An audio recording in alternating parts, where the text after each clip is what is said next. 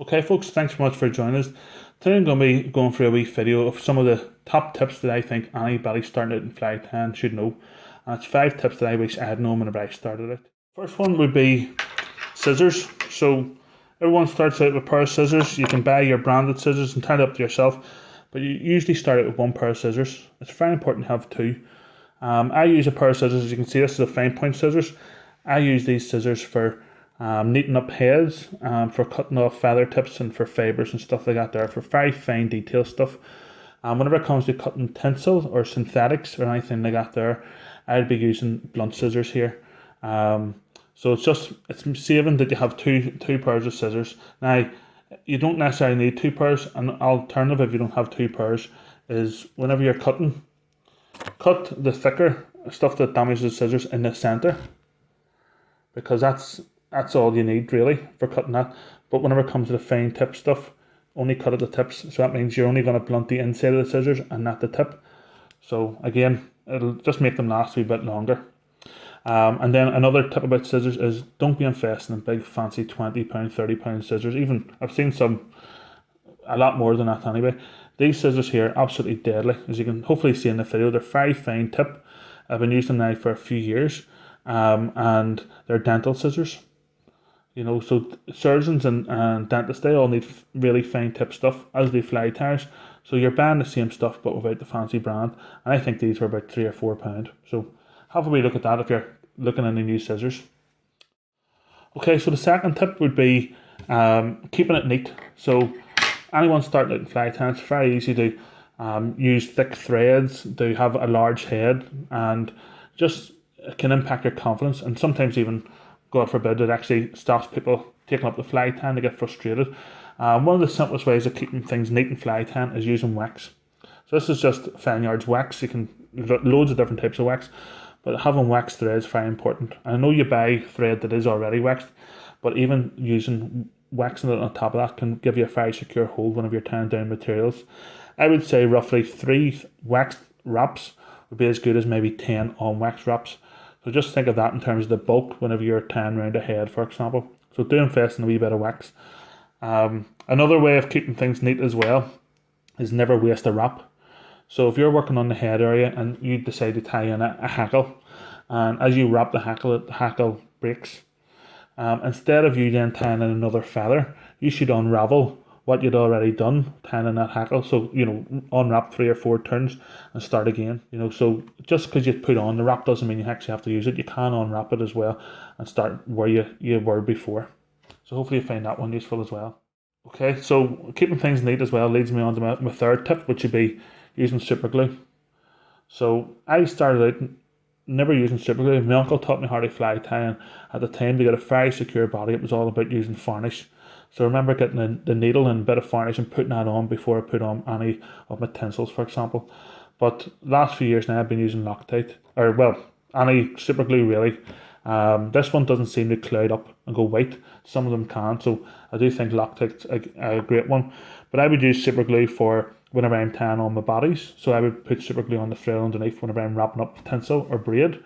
I would also use super glue whenever I'm securing in some of the hair wines. So squirrel tail, for example, or bucktail.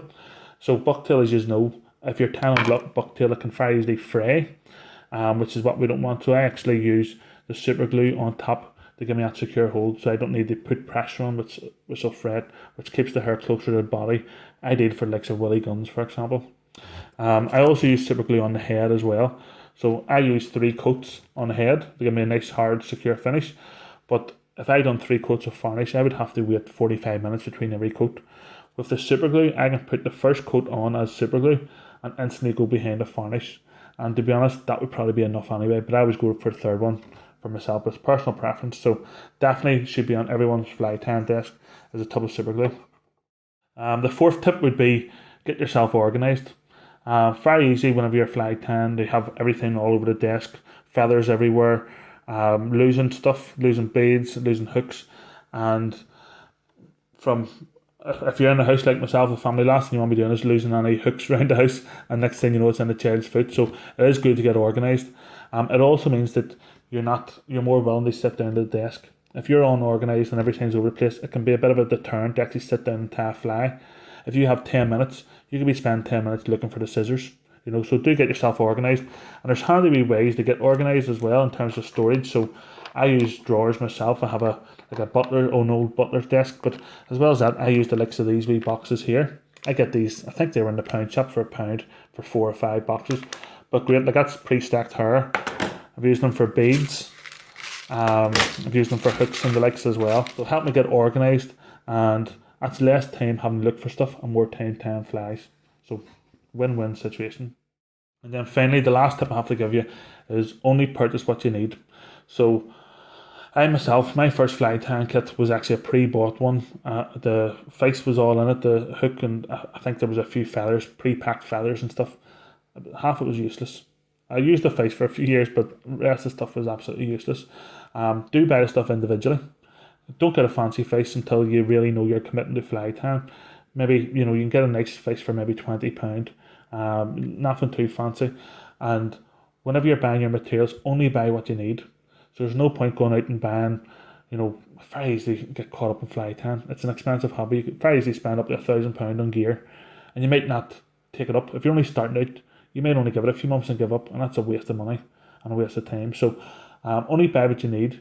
So an example would be, think of maybe 2 or 3 patterns that you like and buy that material. So say, for example, everyone loves the stoat steel.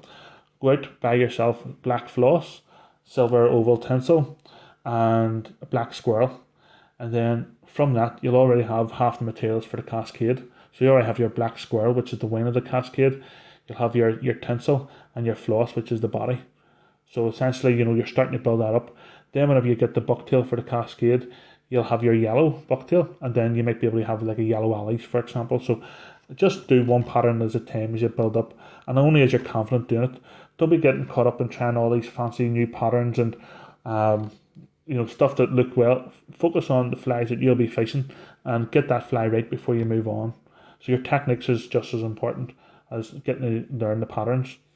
But yeah, I'm going off on one here anyway. But yeah, just to finish up then, only buy what you need and start at that. Save yourself a bit of money, and hopefully you'll stick at it. Okay, folks, so that's the last of my 5 tips. Those are 5 tips that I found, which I think that anybody starting out fly tying will find useful.